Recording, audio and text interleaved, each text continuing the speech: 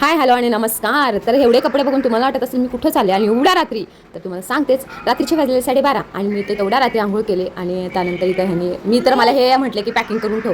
हे नाही अचानकच म्हटले की जायचं आहे बाहेर आपल्याला. तर बाहेर म्हटलं कुठं.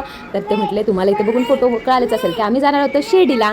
आणि ते ह्यानी लिटरली अर्ध्या तासात ठरवले की शिर्डीला जायचं आहे. म्हणजे सगळं साईबाबांनीच योग आणला होता की त्यांना जाऊन भेटायचा.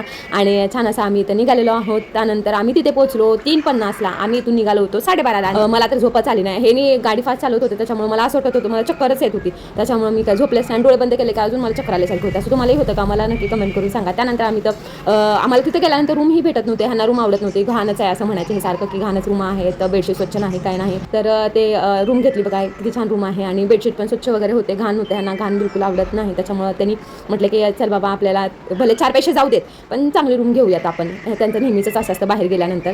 आणि त्यानंतर आम्ही तिथे पोचलो आणि स्वामींनी आपलं ती पण अशी शॉक झाली झोपेतून उठल्यानंतर मी कुठं आले काय आले. तिला म्हणजे काय ते हँग झाल्यासारखी झाली होती की झोपेतून उठल्यानंतर तिला पण खूप आनंद झाला की आपण बाहेर आलेलो आहोत. असं तसं ती मस्त एन्जॉय करत होती. आणि त्यानंतर मग आम्ही झोपलो. आजचा आहे पहिला दिवस शिर्डीचा. उद्याचा दुसरा पार्ट मी टाकणार आहे, नक्की बघा. तर व्हिडिओ आवडल्यास एक लाईक आणि सबस्क्राईब करा. भेटू पुढच्या व्हिडिओमध्ये, तोपर्यंत बाय.